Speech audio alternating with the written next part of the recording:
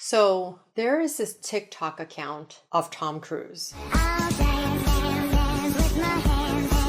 Is it Tom Cruise? When I first discovered it, I was like, wait, I don't know, is that Tom Cruise? And then I watched 10 videos later and I was like, I think that's Tom Cruise, but I'm not sure. And sure enough, it is not Tom Cruise. It is deepfake Tom Cruise, but man, is it realistic? I mean, it blows my mind how good AI is at making deepfake videos of celebrities.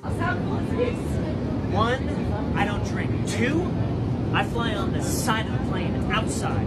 Oh. Now, just this week, some of you brought to my attention this streamer deepfake scandal that is taking place around this creator named Atrioc. I've never heard of him, but apparently when he was live streaming, he accidentally shared his screen and it showed the tabs open. I don't know if it actually showed this deepfake porn site that he was subscribing to, but basically it showed deepfake porn of his fellow creators. I mean, this just sent shockwaves across the streamer community. It's gross and I'm sorry. I really am. I really fucking am.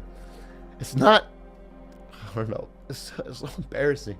So he has apologized for his behavior and is now donating to law firms or hiring law firms to take down these deepfake porn sites, and I believe the one that he was subscribed to has been taken down. I could not bring myself to look at any of these sites because I am such a deep advocate of women's rights and victims of domestic violence that I just could not, even for the sake of researching for my videos and for my community, I just couldn't do it. But it's suffice to say that these are videos created by computers. And I guess, you know, of these women, streamer creators whose faces have been imposed on the body of consensual porn performers, but this is a non-consensual violation.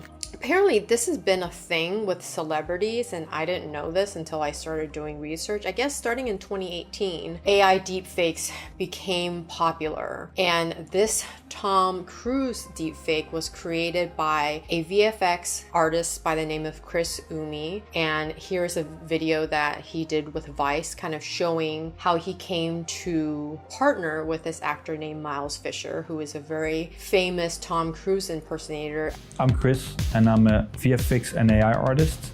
I'm trained as a cameraman.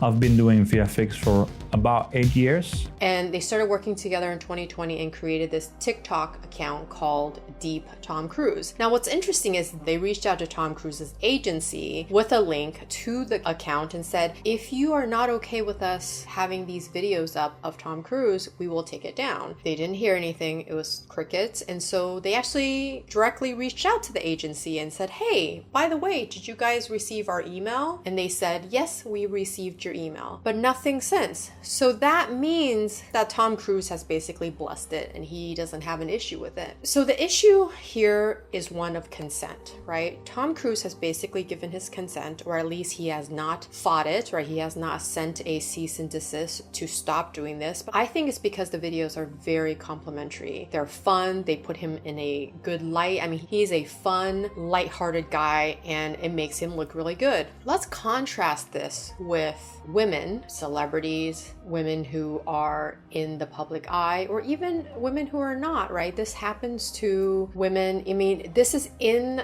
the realm of revenge porn, right? Where exes might release porn of their ex-partners as revenge in a divorce or when they break up. And it is so violating, this act of releasing someone's private nude photos or videos without their consent. But to go a step further and put someone's face on the body of someone else without their consent is something that is deeply troubling and very, very pervasive. So many countries around the world are starting to pass laws to protect victims of deep fake porn. The UK has passed some laws, and there are 3 states in the US that have also passed laws. The 3 states are Virginia, Texas, and California. I'm actually kind of surprised that New York has not yet passed a law, since these 3 other big states have passed laws to protect the victims. Governor Newsom passed 2 laws in 2019 that went into effect January 1st, 2020 without a sunset, which means it doesn't expire, to protect victims of AI-generated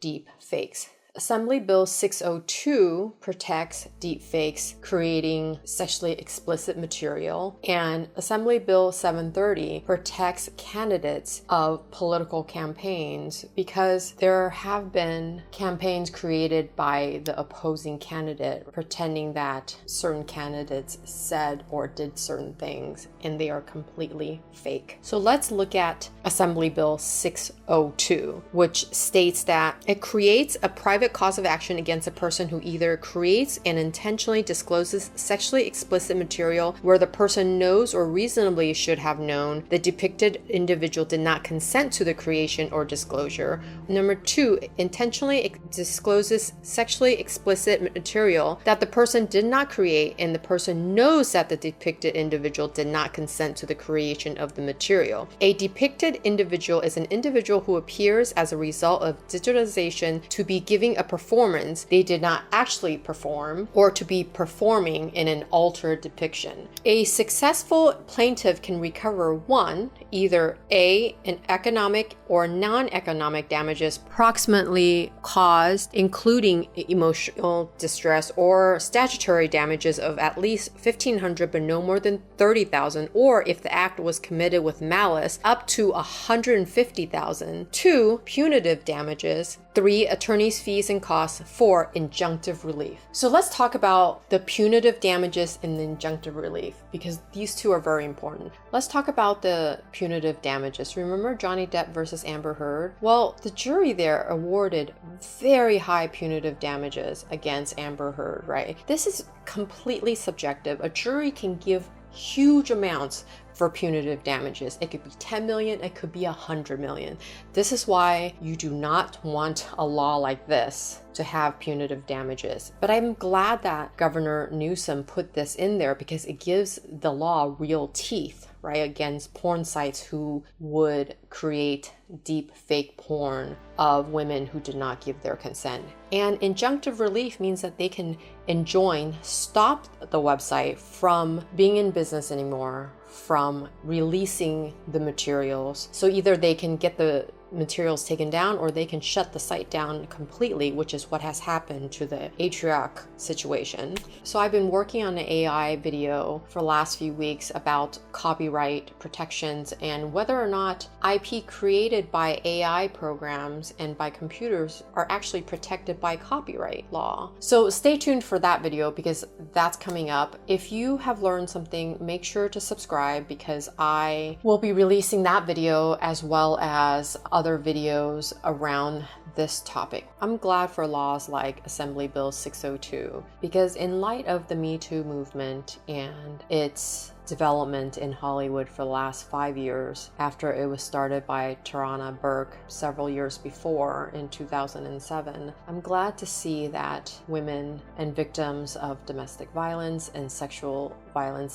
assault are getting protections that they haven't had for a long time. I mean, the deepfake celebrity porn has been around for a long time and it has been basically accepted and it shouldn't be. So make sure to catch my last video about Justin Roiland and how he got fired from Rick and Morty after being charged with 2 felony counts of domestic violence and false imprisonment, and he has not been found guilty. He is presumed innocent until he has been tried by a judge or jury. So we'll see what happens there. Make sure to catch the video there. This is Tyler. Remember, we were born perfect and we just forgot. I'll see you guys soon. Bye.